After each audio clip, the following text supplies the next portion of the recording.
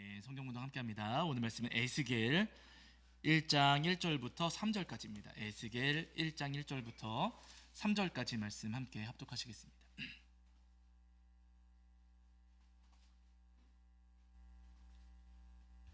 에스겔 1장 1절부터 3절까지 말씀. 에스겔 1장 1절부터 3절까지입니다. 1장 1절부터 3절. 우리 찾으신 줄 알고 한 목소리로 합독하겠습니다. 함께합니다. 30째 해 넷째 달 초 닷새에 내가 그발 강가 사로잡힌 자 중에 있을 때 하늘이 열리며 하나님의 모습이 내게 보이니 여호야긴 왕이 사로잡힌 지 5년 그달 초 닷새라. 갈대아 땅 그발 강가에서 여호와의 말씀이 부시의 아들 제사장 나 에스겔에게 특별히 임하고 여호와의 권능이 내 위에 있으니라. 아멘. 우리 자리에 앉으시겠습니다. 여러분 한 주간 평안하셨죠? 네, 오늘도 우리 주님 앞에 나와 예배하는 우리 저와 여러분이 우리 주님께서 주시는 은혜와 사랑이 가득하기를 간절히 소원합니다. 오늘은 에스겔 1장 말씀을 통해서 우리에게 주시는 은혜를 함께 나누려고 하는데요. 잘 아시는 것처럼 에스겔은 남유다 사람이었습니다. 그러나 남유다 사람이었음에도 불구하고 에스겔이 말씀을 전했던 땅은 남유다 땅이 아니라 바벨론 땅이었어요. 오늘 저희가 함께 읽은 이 에스겔 1장 1절을 보시면은 30째 해 초 닷새에 내가 그발 강가에 사로잡힌 자 중에 라고 지금 에스겔이 말씀을 하고 있거든요. 그러니까 지금 에스겔이 말씀을 전할 때 그때 에스겔이 있었던 곳은 그발 강가였다는 거예요. 여러분, 이 그발 강가는 남유다 땅에 있었던 강이 아니라 바벨론 땅에 있었던 강입니다. 이 에스겔은 포로가 되어가지고 바벨론에 붙잡혀갔고 붙잡혀간 바벨론 땅에서 또 그발 강가에서 말씀을 전했던 거예요. 특히나 여러분 1장 2절 같은 데 보시면은요, 이런 말씀도 있거든요. 여러분 여기도 읽어보실게요. 1장 2절입니다. 시작.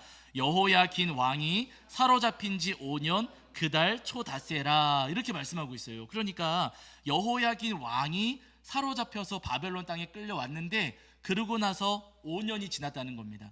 에스겔이 바벨론에 끌려올 때 여호야긴 왕하고 같이 붙잡혀 왔거든요. 그러니까 에스겔도 포로가 되어서 끌려온 지 5년 되었을 때 그때 지금 하나님 말씀을 이제 대언하기 시작을 하는 겁니다. 여러분, 이때까지 아직 사실은 남유다 땅이 멸망하지는 않았어요. 남유다가 멸망하지는 않았고 멸망하기 직전입니다. 나라는 망하기 직전이고 왕은 바벨론의 포로로 끌려와 있고, 그리고 나 자신도 바벨론에 끌려와서 지금 포로 생활을 하고 있었다는 거예요. 그럼 여러분, 포로 생활하고 있었던 이 에스겔의 삶과 그 마음이 얼마나 괴롭고 얼마나 힘들었겠냐는 거예요. 우리는 여러분 끌려가 본 적 있습니까? 없습니까? 우리는 아주 억지로 붙잡혀간 적 있어요? 없어요? 우리는 그런 경험 거의 하지 않아요. 그냥 어렴풋하게 경험하는 일은 뭐냐면 남자분들 군대 가실 때 여러분 기뻐서 가요? 억지로 가요? 억지로 가요. 포로 생활은 아니지만 여러분 군대 이렇게 입대할 때 생각해 보시면은요, 여러분 군대 입대하면서 즐겁고 행복합니까? 괴롭고 슬픕니까? 예? 기쁘고 즐거우셨어요? 그럼요, 괴롭고 슬프지요. 여러분, 기쁘고 즐거워서 군대 입대하는 사람들은요 거의 없습니다. 대부분이 억지로 힘들게 괴로운 마음으로 군 생활을 하게 되거든요. 마찬가지로 여러분 에스겔이 처한 상황도 비슷했다는 거예요. 에스겔이 여러분 아주 즐거운 마음으로 포로 생활하고 끌려가는 것이 아니라 억지로 어쩔 수 없이 괴로운 마음으로 이 에스겔도 끌려가서 그 괴로움 속에서 이 포로 생활을 할 수밖에 없었다는 겁니다. 그런데 여러분 중요한 것은 그렇게 에스겔이 지금 힘들고 괴롭고 어려운 상황 속에서 이렇게 포로 생활을 하고 있는데 놀랍게도 그 어려운 환경 속에서도 에스겔은 하나님의 은혜를 경험하더라는 거예요. 이 상황이 상상할 수 없을 정도로 어렵고 힘들고 괴로웠음에도 불구하고 에스겔은 그 상황 속에서도 놀라운 하나님의 은혜를 경험하고 그 은혜를 누렸다는 겁니다. 여러분 1장 1절을 보시면은 에스겔이 사로잡힌 자 중에 있을 때, 포로 생활하고 있을 때 그때 어디가 열렸어요? 하늘이 열리고 누가 보였어요? 하나님의 모습이 내게 보이니, 이렇게 고백하고 있어요. 에스겔은 지금 여러분 붙잡혀가서 포로 생활하고 있습니다. 그런데 그 포로 생활하는 가운데에서도 에스겔은 하늘이 열리는 경험을 했고 하나님을 만나는 경험을 했더라는 거예요. 저희가 오늘 1장 말씀을 전부 다 읽지는 않았지만 여러분 집에 가셔서 1장 말씀을 쭉 읽어보세요. 에스겔이 이제 환상 가운데에 천사를 만나는 그 장면, 천사를 만나고 경험하는 그 장면을 이제 1장 말씀에 쭉 기록하고 있거든요. 여러분 그 포로 생활을 하는 가운데에서도 이 에스겔은요 다른 사람들이 보지 못하는 장면을 봤어요, 못 봤어요? 봤어요. 다른 사람들은 보지 못하는데 에스겔은 보았고, 다른 사람들은 듣지 못하는데 에스겔은 들었습니다. 1장 3절을 보시면은요, 1장 3절을 읽으실게요. 1장 3절 시작. 갈대아 땅 그발 강가에서 여호와의 말씀이 부시의 아들 제사장 나 에스겔에게 특별히 임하고 여호와의 권능이 내 위에 있으니라. 아멘. 이렇게 말씀하세요. 여러분 거기 보시면 그발 강가에 지금 붙잡혀 있는데 여호와의 말씀이 나 에스겔에게 특별히 임하고, 이때 아멘 하셔야 되는데 아멘이에요. 여러분 포로 생활하고 있는데 여러분 에스겔은요 특별한 하나님의 은혜, 특별한 하나님의 말씀을 경험하고 누릴 수가 있었다는 거예요. 누구나 똑같이 경험하고 있는 포로 생활이었고 다들 지금 괴롭고 힘든 상황을 살아가고 있는데 여러분 그 가운데에서도 에스겔은 특별한 하나님의 은혜를 경험하고 특별한 하나님의 말씀을 받고 특별한 것을 보고 특별한 것을 들을 수가 있었다는 겁니다. 아니 어떻게 이렇게 어려운 환경 속에서도 에스겔이 이렇게 특별한 하나님의 은혜를 누릴 수가 있었을까?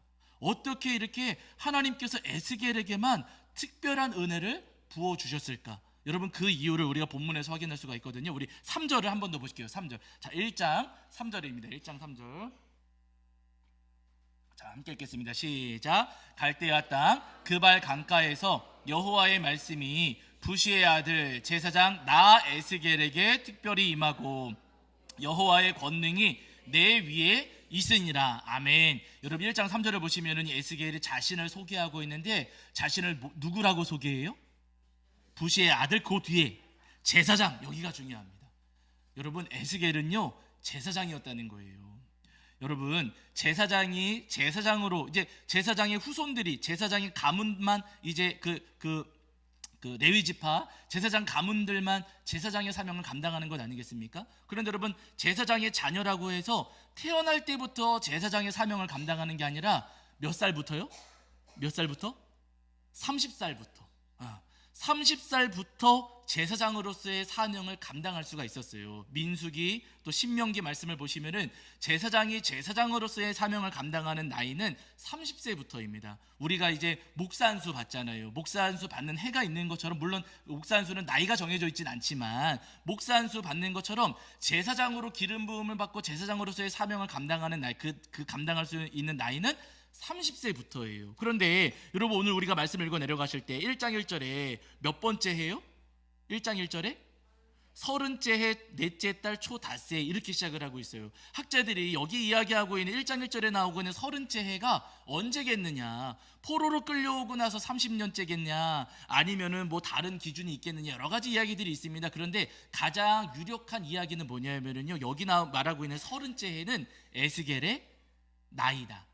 에스겔이 30살 되었을 때를 지금 이야기하고 있는 것이다. 많은 학자들이 그렇게 이야기를 합니다. 그러니까 지금 에스겔은요 30세 되어가지고 제사장으로서의 사명을 감당할 수 있는 나이가 지금 딱 되었는 거예요. 그런데 여러분 보세요. 내가 지금 제사장으로서 이제 사명을 감당할 나이가 되기는 했는데 하나님은 보여요, 안 보여요? 하나님은 안 보여요. 내 나라 유대 나라는 어떻게 됐어요? 망해가고 있어요. 유대 나라가 바벨론에 의해서 막 짓밟히고 폐허가 되고 많은 사람들이 포로로 끌려오고 있습니다. 왕까지도 붙잡혀가지고 지금 포로 생활을 하고 있다는 거예요. 하나님이 내 눈에 보이지 않고 하나님의 역사 보여요, 안 보여요? 하나님께서 이루시는 역사 보입니까, 안 보입니까? 안 보여요. 하나님께서 우리를 도와주지 않으셨고 내가 포로로 끌려왔을 때 나를 구해주지도 않으셨고 하나님께서 지금 나를 여전히 포로 생활하도록 내버려 두고 계십니다. 그 세월에 지금 5년 정도가 지나간 거예요.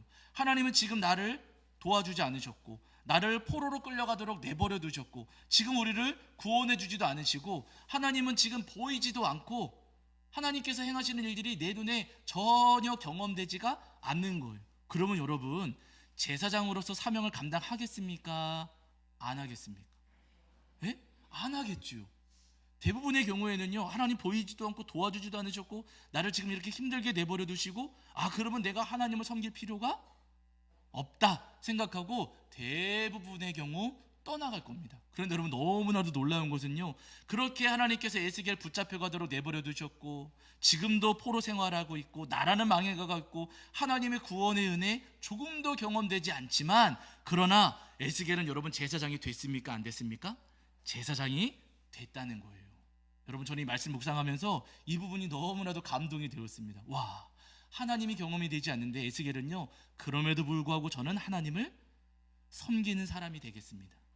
하나님께서 제게 은혜 주시지 않고, 하나님께서 제게 기도 들어주시지 않고, 하나님께서 제 삶에 아무것도 행하지 않으시고 하나님 보이지 않아도 저는 하나님을 섬기며 살아가는 제사장이 되겠습니다 하는 결단으로 제사장이 되었다는 거예요. 그 포로지 현장에서도 에스겔은 제사장으로서의 삶을 시작했다는 겁니다. 하나님께서 에스겔에게 특별한 은혜, 특별한 말씀을 주시고 특별한 것을 보게 하시고 특별한 것을 듣게 하신 이유가 여러분, 여기 있는 거예요. 하나님께서 내 뜻대로 하지 않으셔도 하나님을 섬기고, 하나님께서 내 기도 들어주지 않으셔도 하나님을 섬기고, 하나님이 내 눈에 보이지 않아도 하나님을 섬기고, 내 삶이 지치고 힘들고 어려워도 하나님을 섬겼기에 하나님께서 그 에스겔을 귀하게 보시고 에스겔에게 특별한 은혜를 부어주신 것입니다. 여러분, 오늘 우리도 다 마찬가지입니다. 여러분, 우리가 살아가는 현실도 사실은 에스겔과 크게 다르지가 않아요. 물론 우리가 어디 묶여가지고 막 붙잡혀가지는 않았지요. 그러나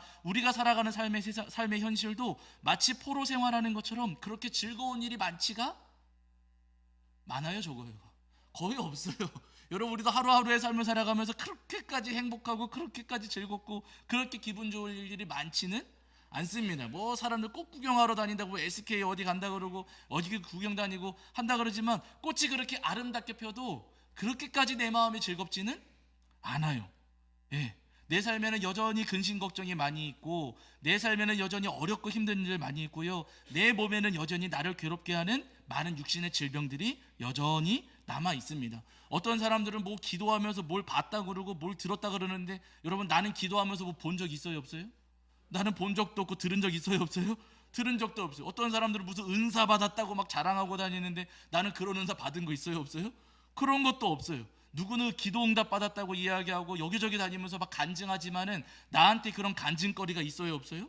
그런 간증거리도 없고, 누구는 말씀 읽으면서 감동받았다고 하지만 나는 말씀 읽으면서 괜히 잠만 오고 재미도 없고, 예배를 드리면서 어떤 사람들은 은혜 받았다고 하지만 나는 예배 드리면서도 그렇게 은혜 받은 것도 별로 없고, 누구는 봉사하면서 기쁨을 누린다고 하지만 나는 봉사하면서 괜히 힘들기만 하고 짜증만 나고, 여러분, 그럴 수도 있습니다. 그러나 여러분, 그럼에도 불구하고 하나님께서 내 삶에 아무것도 안 주시고 내 삶이 여전히 괴롭고 힘들고 불편하다 할지라도, 그럼에도 불구하고 에스겔처럼 여전히 하나님을 섬기시고 하나님을 따르시는 저와 여러분이 되기를 주의 이름으로 간절히 축원합니다. 여러분, 성경 보시면 아브라함 기억하시잖아요. 여러분, 아브라함이 하란에 머무르고 있을 때 하나님께서 아브라함을 찾아오셔서 아브라함을 부르시고 내가 너에게 보여줄 땅으로 가라 하셔가지고 아브라함이 하나님만 믿고 하란을 떠나서 가나안으로 갔어요. 하나님 말씀을 따라서 하나님 말씀대로 아브라함이 가나안 땅에 갔습니다. 그래서 여러분, 가나안 땅에 갔더니 거기서 행복하게 잘 살았습니까? 힘들었습니까? 힘들었어요. 아니, 하나님 말씀 따라서 갔는데 오히려 거기서 힘들었습니다. 기근이 찾아오고요, 기근 때문에 여기저기 막 이사 다니고, 그리고 이사 다니다가 막 아내 빼앗길 뻔하고 하면서 하나님 말씀 따라서 갔는데 여전히 그의 삶은 더 힘들었고 더 괴로웠어요. 아이 주신다고 약속하셔놓고는 주셔요, 안 주셔요? 안 주시. 100살 될 때까지 안 주시는 거예요. 아니, 말씀이나 하지 마시지. 그럼 기다리지도 않을 텐데 약속해놓고는 안 주시는 거예요. 그러니까 그럼 아브라함의 마음도 굉장히 괴롭고 힘들었을 겁니다. 하나님 말씀 따라 여기까지 왔는데 아무것도 없으니 아브라함도 힘들었을 거예요. 그러나 여러분, 중요한 것은 그렇게 어렵고 힘든 상황들이 있음에도 불구하고 아브라함은 여전히 하나님을 섬겼다는 거예요. 하나님께서 기도에 응답하지 않으셨고 말씀대로 말씀이 이루어지지 않았고, 그리고 하나님 말씀대로 했으나 그 삶이 여전히 기근에 시달리고 여러 가지 어려움들이 있었지만은요, 그럼에도 불구하고 아브라함은 하나님을 여전히 섬겼다는 거예요. 그러니까 하나님께서 아브라함을 주목해 보시고 아브라함에게 특별한 은혜를 내려 주셨단 겁니다. 결국에는 그의 삶을 풍성하게 하시고 그의 아내를 지켜주시고 그의 아들까지도 얻게 하나님께서 은혜를 베풀어 주시잖아요. 여러분 요셉도 마찬가지였어요. 요셉이 애굽의 그 보디발의 집에 팔려가서 그곳에서 믿음 지키며 살았거든요. 믿음 지키며 살았더니 오히려 누명 뒤집어 쓰고서는 종살이 하다가 더 아래로 내려가가지고 죄인이 되었어요. 죄수가 되었어요. 믿음 지키며 살아가는데 그 삶에 오히려 어려운 일이 찾아오고 괴로운 일이 더 많이 찾아왔더라는 겁니다. 중요한 것은 그렇게 믿음 지키며 살아가다가 어렵고 힘들어졌지만 그렇다고 해서 요셉이 하나님을 버리지는 않았어요. 요셉은 어려움 속에서도 그 감옥 속에서도 여전히 하나님을 섬겼습니다. 그러니까 하나님께서 요셉을 주목해 보시고 요셉에게 특별한 은혜를 부어주시더라는 거예요. 여러분 바울도 여러분 기억하시잖아요. 여러분 바울에게 바울의 몸에 질병이 있었다. 여러분 아시잖아요. 정말로 바울을 괴롭게 하고 힘들게 하는 고통스럽게 하는 질병이 있었습니다. 너무너무 괴로우니까 바울 사도가 그 병 고쳐달라고 예수님께 기도했어요. 여러분 몇 번 기도했어요? 성경에서는 3번이라고 이야기하니까 야 바울이 아플 때 3번밖에 기도 안 했구나. 여러분 아파 보신 분들은 알아요. 3번 기도할까요? 300번 기도할까요? 3000번 기도할까요? 매일 기도할까요? 매일 기도하죠. 다 잘하셔요. 예. 여러분 바울 사도가 3번 했다고 할 때 여러분 이 3번이라는 말을 오해하시면 안 됩니다. 바울 사도도 아플 때마다 기도한 거예요. 이 3번이라는 말은 뭐냐면요 작정 기도. 작정하고 기도한 게 몇 번? 3번. 바울도 아플 때마다 기도했어요. 그런데 안 나으니까 안 고쳐주시니까 작정하고 기도한 게 3번이었는데 3번 기도해도 고쳐주셔요? 안 고쳐주셔요? 안 고쳐주셔요. 바울 사도 다른 사람도 아니고 바울 사도인데 예수님께서 바울의 질병은 안 고쳐주셔요. 그러면서 누구 병은 고쳐줘요? 네? 다른 사람들 병은 고쳐주셔요. 바울이 기도할 때 다른 사람들은 뭐 죽었던 사람도 살려주시고 다른 사람은 고쳐주시는데 바울의 질병만큼은 주님께서 고쳐주지를 않으셨어요. 그러면 여러분 섭섭해요? 안 섭섭해요? 섭섭해요. 나는 안 고쳐주시고 다른 사람들만 고쳐주시고 섭섭할 수 있어요. 섭섭하면 우리는 어떻게 해요? 섭섭마귀 들어오면 섭섭마귀 진짜 무서운 마귀잖아요. 섭섭마귀 섭섭마귀 예? 섭섭마귀 나 안 믿어요 하고 도망가거나 교회에서도 섭섭마귀 들어오면 교회 안 다녀요 막 그러잖아요. 여러분 섭섭마귀 들어오면은요 나 이런 예수님 안 믿어요 할 수 있어요. 그런데 여러분 바울 사도는요 다른 사람 병 고쳐주시면서 내 병 안 고쳐주셨을 때 그럼에도 불구하고 예수님을 믿고 따랐습니다. 예수님 포기하지 않았어요. 내 병 안 고쳐주시고 내 기도 안 들어주셨지만은요 그러나 바울은요 예수님 안 떠났습니다. 예수님께서 심지어는요 내 은혜가 내게 족하다. 나 너 병 안 고쳐줄 거야. 이렇게 말씀하셨어요. 그래도 바울은 예수님을 떠나지 않고 여전히 예수님을 섬겼습니다. 그러니까 주님께서 바울 사도에게 특별한 은혜를 부어주시는 거예요. 그가 가는 곳마다 놀라운 은혜, 놀라운 부흥의 역사가 일어나잖아요. 여러분 우리 다 마찬가지입니다. 주님께서 내 기도 안 들어주시고 내 삶에 여전히 힘든 일들이 있고 내 삶에 여전히 괴로운 일들 많이 있지만은요 그럼에도 불구하고 우리가 예수님을 붙잡고 우리가 하나님을 섬기며 살아갈 때 주님께서 우리 삶에 특별한 은혜를 부어주시리라 믿습니다. 제가 몇 년 전에 어느 세미나에 갔는데 그때 세미나에서 말씀 전해주셨던 목사님 제가 설교 준비하면서 그 목사님 생각이 났어요. 여러분 들어보셨을 겁니다. 최상훈 목사님이시라고 서울의 그 화양감리교회 요즘에 감리교회에서 꽤 유명한 교회예요. 화양감리교회를 담임하시는 목사님이신데 이 목사님께서 이제 목회를 시작하실 때 선교사님으로 우간다에 가셨다 그러세요. 감리교 선교사로서는 첫 번째 우간다. 감리교 선교사님 중에 우간다에 가신 분은 이분이 첫 번째셨다 그러세요.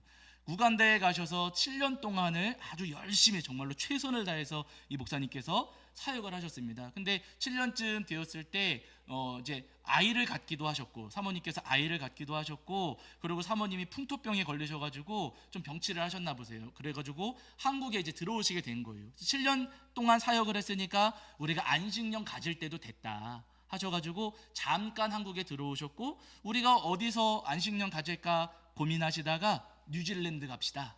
두 분이 상의하셔가지고 뉴질랜드 갑시다 하고 결정을 하셨대요. 그래가지고 뉴질랜드 갈 준비를 다 맞춰놓고 비행기 표까지 다 끊어놓고 기다리고 있는데 출발하기 한 3주 전쯤 어느 날 이 목사님께서 공원을 이제 걸으시면서 기도를 하고 계셨는데 갑자기 마음속에 이럴 때 꼭 음성을 들려주시는 갑자기 하나님께서 감동 주시기를 상훈아 너 나를 위해서 가장 더운 곳에서 7년 동안 사역했으니 이번에는 나를 위해서 가장 추운 곳에서 7년 동안 사역해다오 라고 하나님께서 마음에 감동을 주셨대요.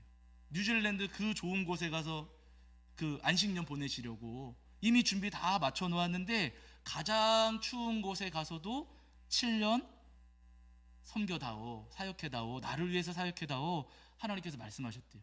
그 음성을 마음의 감동을 받으시고 집에 오셨는데 사모님한테 이야기할 수 있어요, 없어요? 예? 아니 지금 뉴질랜드 가려고 준비 다 해놨는데 우리 추운 데 갑시다 말할 수 있습니까, 없습니까?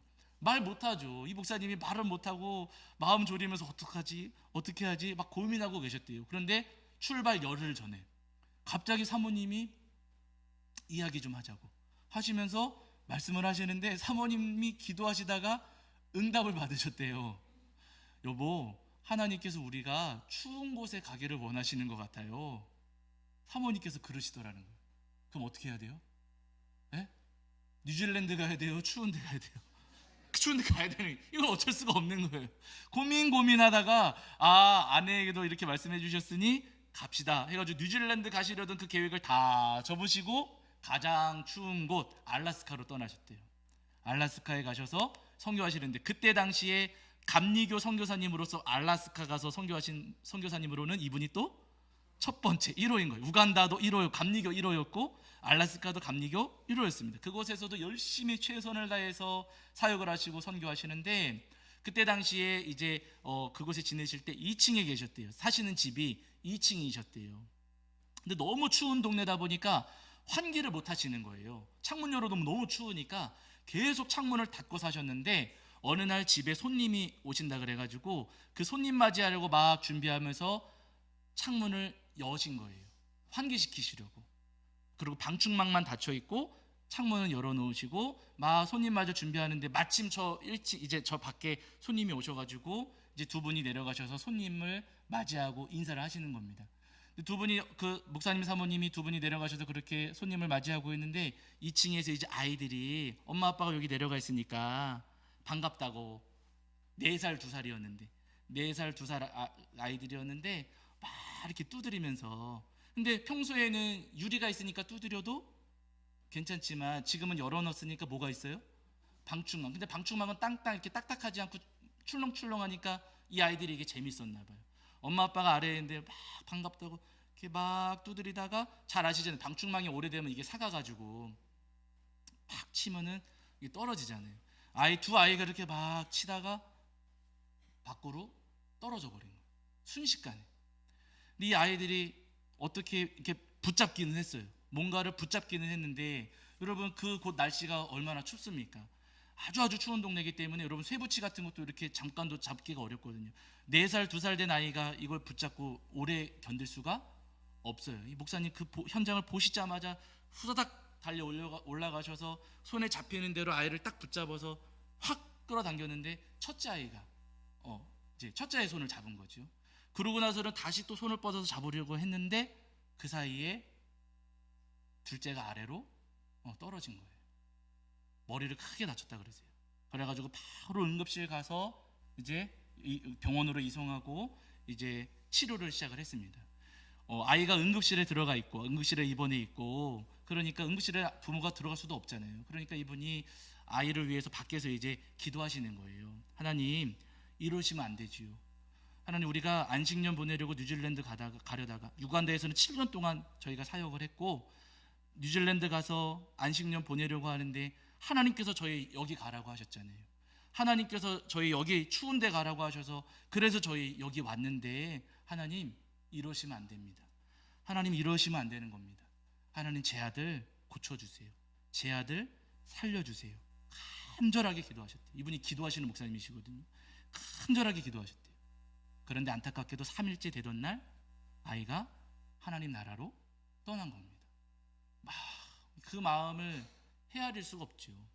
네, 그 선교지에서 갑작스러운 사고로 그 2살, 정확하게는 18개월 된 아이를 떠나보냈을 때 그 마음을 헤아릴 수 없고 얼마나 하나님 원망스럽겠습니까? 그 아픔과 상처를 누구도 헤아릴 수가 없어요. 그 상태로는 선교지에서 사역하기가 어려우니까 그곳 성도님들이 이 목사님 부부를 LA로 보내주셨대요. LA 잠깐 가셔서 거기서 몸과 마음 추스르시고 그리고 회복되시거든 오세요 하시면서 LA로 이제 잠깐 머물 수 있도록 보내주셨답니다. LA에 오셨지만은 여러분 거기 온다고 마음이 회복이 됩니까? 그건 아니죠. LA에 왔다고 다른 동네로 왔다고 해서 다른 지역 왔다고 해서 그렇다고 해서 마음이 회복되는 것은 아니에요. 이분이 어느 날 이제 집 밖을 나와가지고 공원을 다니면서 이렇게 걷고 있는데 예배당이 보이더래요. 예배당. 아주 오래된 예배당인데 교회죠.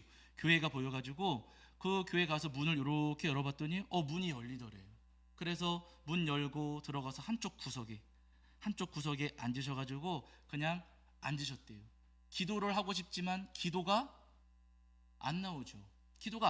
그냥 앉아가지고 원망만 하게 되고 괴롭고 속상한 마음 가득한 그 속상함으로 가득한 마음을 안고 거기에 앉아 있었는데 이분의 고백이에요. 갑자기 주변이 싹 어두워지는 것 같더래요. 주변이 싹 어두워지는 것 같더니 마치 무대에 여러분 그 스포트라이트 이렇게 조명 하나 이렇게 쏘는 거 있잖아요. 조명 하나 이렇게 딱 쏘는 것처럼 갑자기 한 곳을 쭉 비추더랍니다. 보니까 주님께서 보이시더래요. 주님께서. 그러면서 하시는 말씀이 상훈아 걱정하지 말아라. 너의 아들 지금 내 옆에 있다. 주님께서 그러시더래요. 그러면서 그 옆을 보니까 정말로 둘째가 거기 있더래요. 근데 둘째가 하는 말이 물론 어렵기 때문에 마음으로 전달이 됐겠죠. 들려지는 마음이 뭐냐면은 아빠 나 걱정하지 마. 나 여기 지금 너무나도 잘 지내고 있으니까 걱정하지 마. 엄마 아빠 여기 올 때까지 내가 여기서 응원하며 기다릴게 하는 마음이 전달이 되시더라는 거예요. 그때부터 하나님께서 이 목사님께 은혜를 부어주시는데요. 뭐라고 말씀하시냐면은 너 아들 잃어서 마음 많이 아프지? 나도 그렇게 아팠다. 주님 말씀하시면서 그러면서 하시는 말씀 내 손이 닿는 곳마다 내가 가는 곳마다 하나님의 은혜가 부어질 것이다. 그렇게 말씀하시더래요. 그러고 나서는 얼마간 이제 LA에서 이분이 회복하신 뒤에 다시 알라스카로 가셨대요. 이분 목사님 부부가 그 아들을 잃었던 그 땅으로 다시 가셔서 거기 가셔서 다시 하나님과 7년 약속했으니까 하나님 7년 채우겠습니다 하고서는 거기 얼마나 가슴 아픈 땅입니까? 그럼에도 불구하고 다시 그곳에 가셔서 하나님과 약속한 대로 7년 동안의 사역을 채우셨대요. 너무 놀라운 것은요. 이분이 그 이후에 성도님들 오셔서 손 얹고 기도할 때마다 너무 놀랍게도 손 얹고 기도할 때마다 병이 낫더래요. 너무 놀랍고 이때 아멘 하셔야 되는데 네. 이분이 떠날 수도 있었지요. 도망갈 수도 있고 하나님 제 아들 데려가시면 어떡합니까? 제가 이렇게까지 했는데 이러시면 어떡합니까? 하나님 말씀대로 왔으면 이러시면 안 되지요. 원망하면서 떠나갈 수도 있지만 그럼에도 불구하고 하나님 제가 하겠습니다. 제가 그렇지만 이렇게 괴롭고 아프지만 그럼에도 불구하고 제가 감당하겠습니다 하면서 주님을 붙잡고 나아갔을 때 여러분 그때 하나님께서 이 목사님에게 어마어마한 은혜를 부어주셨다는 겁니다. 이분이 한국에 들어오신 이후에 화양감리교회 지금 담임하고 계시는데요. 그 주변에 저는 잘 모르지만은요 유명한 대형교회들이 있대요. 유명한 대형교회들이 많이 있는데 놀랍게도 이 교회 청년들이 그렇게 많이 몰려듭니다. 지금 감리교회에서 굉장히 뭐라 그럴까요? 주목하고 있는 교회 가운데 한 교회예요. 감리교회에서. 네. 여러분 우리 모두 다 마찬가지입니다. 우리 삶에 괴로움이 있지요. 우리 삶에 어려움도 있고 하나님께서 나 이렇게까지 열심히 하나님 믿고 살았는데 하나님께서 내 삶에 내 기도 안 들어주시고 내 삶에 나를 힘들게 하고 나를 괴롭게 하실 때도 분명히 있습니다. 그러나 여러분 그럼에도 불구하고 하나님 제 기도에 응답해 주지 않으셨고 저 병 안 고쳐주셨고 저 이렇게 어렵게 하시고 저를 힘들게 하셔도 저는 그래도 주님을 믿고 주님을 섬기겠습니다. 저는 주님 포기하지 않습니다. 그럼에도 불구하고 저는 주님을 따르겠습니다. 고백하시고 언제나 변함없이 우리 주님을 의지하며 믿고 따르시는 저와 여러분이 되기를 주의 이름으로 간절히 축원합니다. 자, 우리 시간 찬송하면서 잠깐 봉헌하실 텐데요. 나는 주를 섬기는 것에 후회가 없습니다. 찬양하시면서 봉헌하겠습니다.